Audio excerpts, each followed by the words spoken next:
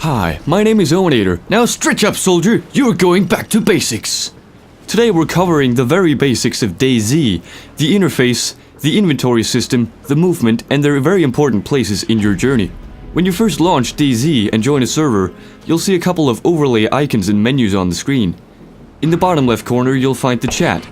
Recently the mod did away with the side and global channels, eliminating all communication outside of close quarters. In the top right corner you'll find the debug monitor. It displays a number of things from top to bottom: how many zombies you've killed, how many of those kills were headshots, how many players you've murdered, how many bandits you've murdered, how much blood you have, how many zombies exist in the world currently, left number showing alive zombies, right number showing total amount of zombies, your body temperature, and your delicious player name as you'll appear to other players. Why some of these values are important will be covered in later videos. Lastly, there are 6 green icons along the right side of the screen. The 2 top ones that are separated from the rest show your noise level and visibility to zombies. This is a crucial part of the game, as it determines how close you can be around zombies before they spot you and claw your testicles off. These 2 values change according to movement and stance, as we'll cover in a moment. The 4 icons below show from top to bottom your temperature, hydration level, blood level, and nourishment. When these icons are green, you're good to go, but when they fade into a more red color, that's when you know you need to do something. The blood level and temperature are both displayed accurately in the debug monitor, and so we'll focus on the other 2. The hydration meter will get red over time, quicker than your nourishment meter. How fast you get dehydrated is dependent of time and energy spent. The faster you run, the quicker it will go red. When it starts flashing is the time when you should drink. You can find soda cans and water bottles around Chernarus that will bring your hydration to its fullest state again. The lower icon describes your nourishment, and as the hydration meter will go red over time. However, it's a slower process. Usually you'll end up drinking about 3 times before you need to eat. You can eat cans of food commonly found in houses and supermarkets around Chernarus, but given you have the right equipment, you can also hunt animals in the woods, gut them and cook their meat for food. Food also replenishes blood. For cans, 200 blood will be gained per can, and for cooked meat, you will gain 800 blood per piece of cooked meat. I'll cover hunting in a later video. While I feel I should cover the inventory system in depth in a later video as well, I'll just go over the basics quick.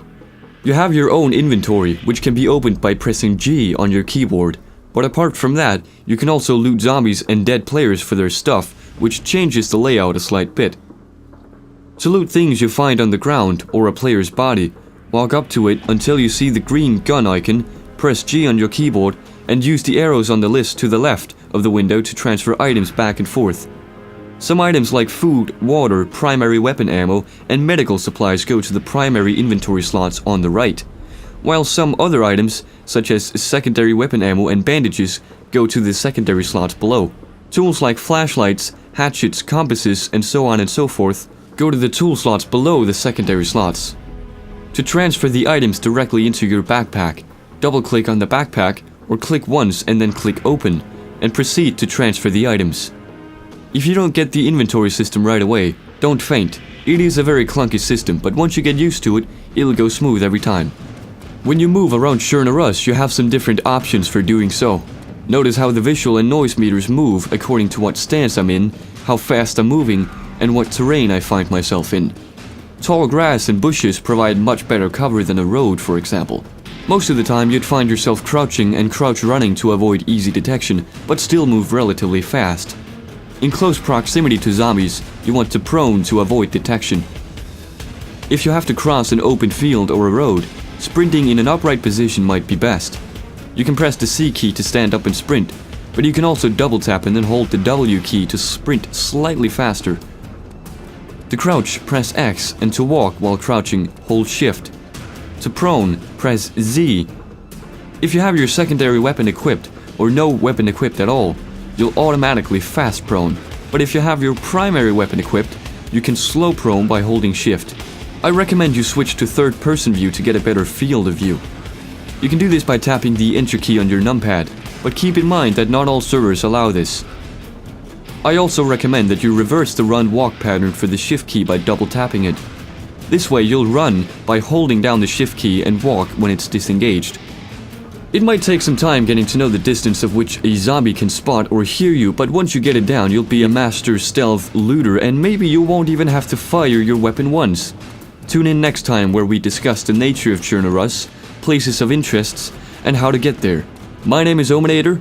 Thanks for watching. Goodbye.